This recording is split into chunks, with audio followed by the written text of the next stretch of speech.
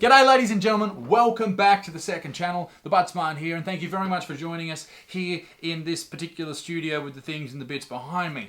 I have decided to make a video coming back at one of my biggest critics. One of the people out there that says that I'm not good enough. I'm not good at what I do, and that is Joey Carbstrong. Now, if you don't know who Joey Carbstrong is, how dare you?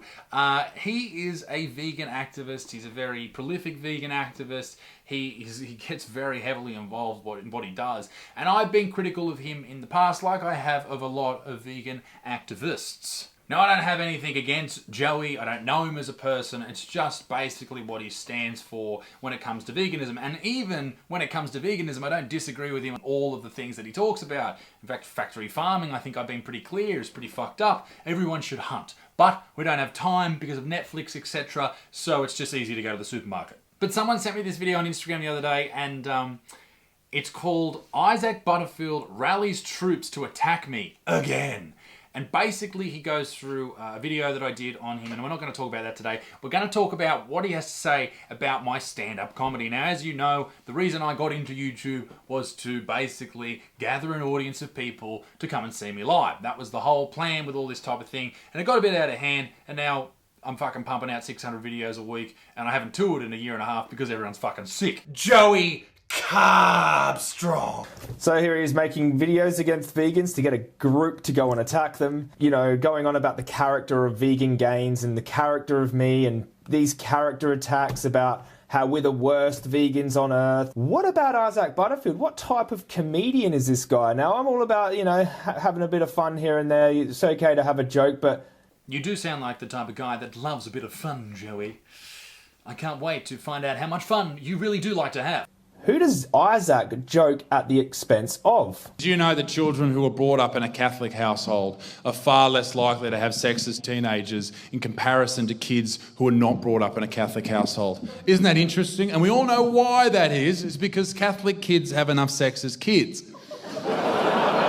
I love that bit. I wrote that when I was like, I don't know, I would have been like 20, because I released that only probably 4 years ago now, 3 or 4 years ago, and I first started performing it on the road. And that was one of my first jokes that I had. That was the type of shit that I first experimented with, and I love the Catholic jokes and the religious jokes, and I really do enjoy that angle of stand-up. I love the fact that it's sort of seen as such a taboo topic that people still go, oh, you shouldn't talk about that, and that's why I like talking about that type of shit. And the reason, and this is the thing, like, I know what he's going to say is it's, oh, you're making fun of victims and stuff, and basically I'm not making fun of anyone.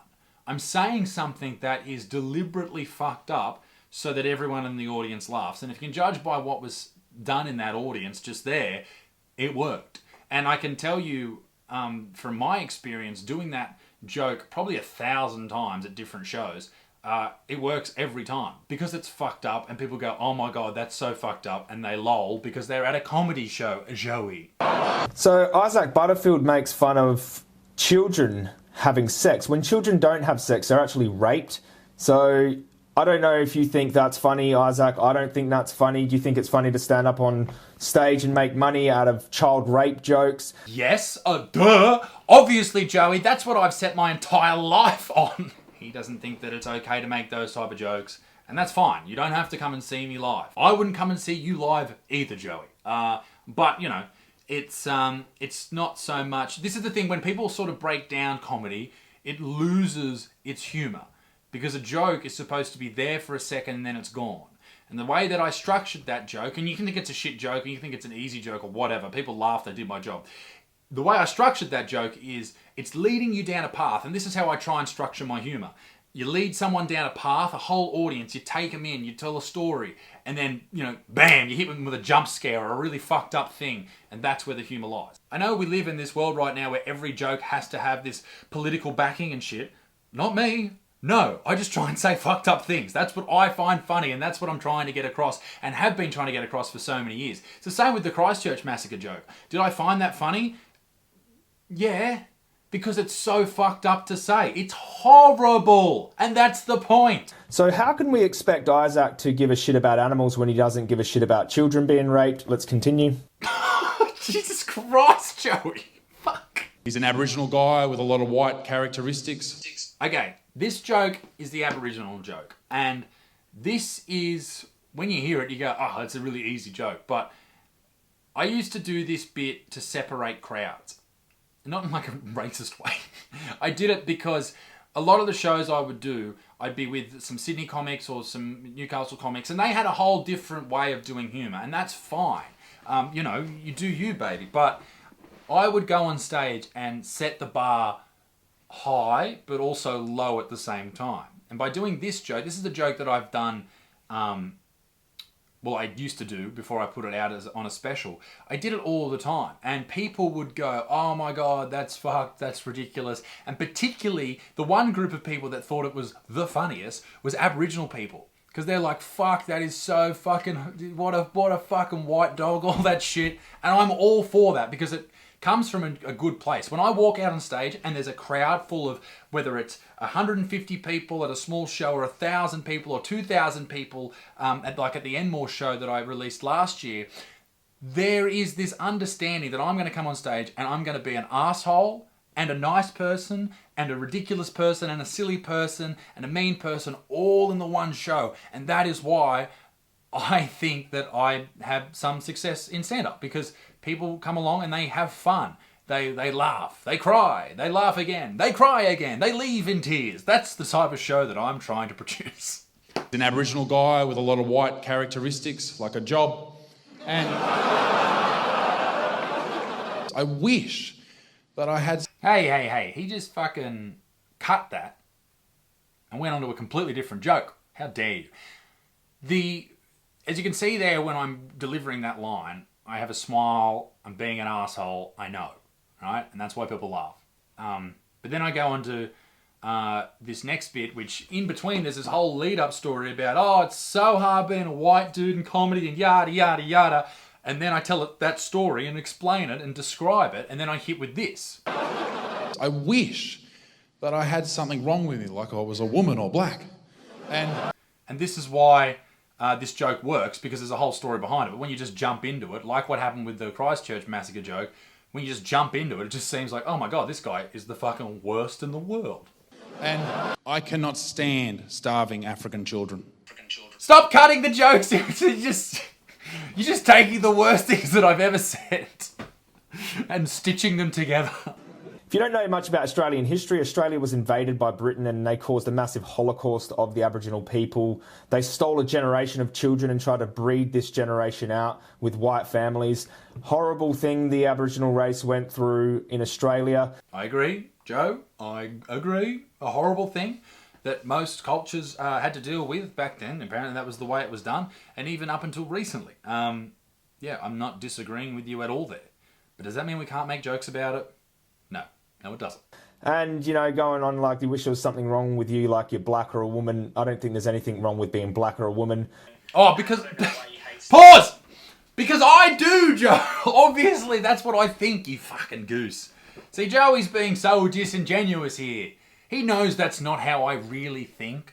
I wouldn't be in the position I'm in, having, like, you know, a large following online if I was genuinely a racist, sexist piece of shit. People use these terms and these phrases to not discredit me. Discredit sounds like I'm a fucking politician. Just to make me out like some horrible piece of shit. That's literally what they're trying to do.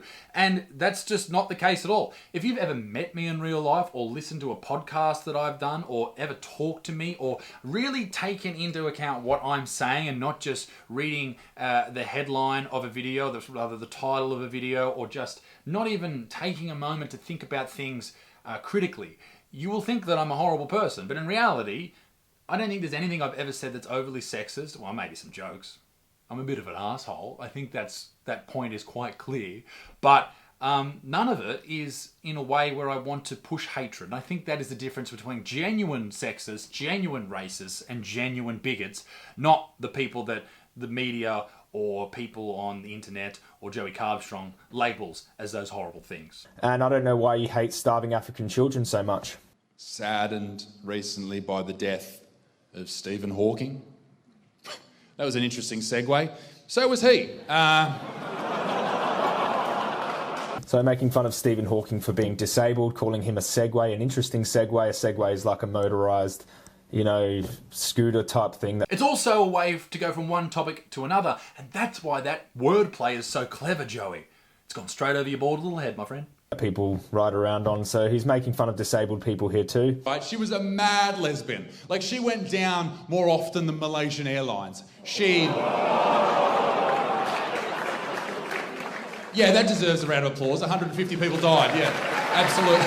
So just encouraging the crowd to applaud a plane crash where 150 people died. That's actually how I start my shows, is I say, right, what's the most current natural disaster or man-made disaster? Let's get a round of applause going. Let's spit on the victims. That's usually what I do, you know.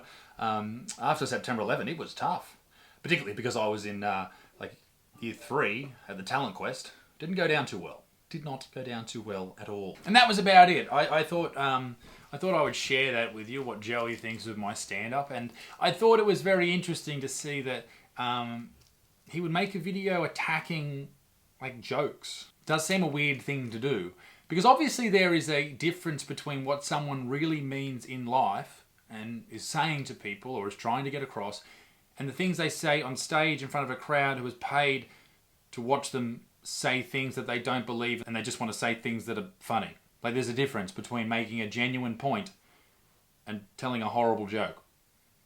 I think we all should know that by now, Joey. Don't you, my little friend? Ladies and gentlemen, thank you very much for joining us today. I tell you what, this channel is growing. We're almost about to hit 50,000 subscribers, so thank you very much for being a part of it. Make sure you subscribe down below, because there's a new video every Thursday and every Friday, plus the other 3 videos on the main channel. Be a good motherfucker, peace in the Middle East, bit extinct, keep it moist, toodaloo, bye-bye.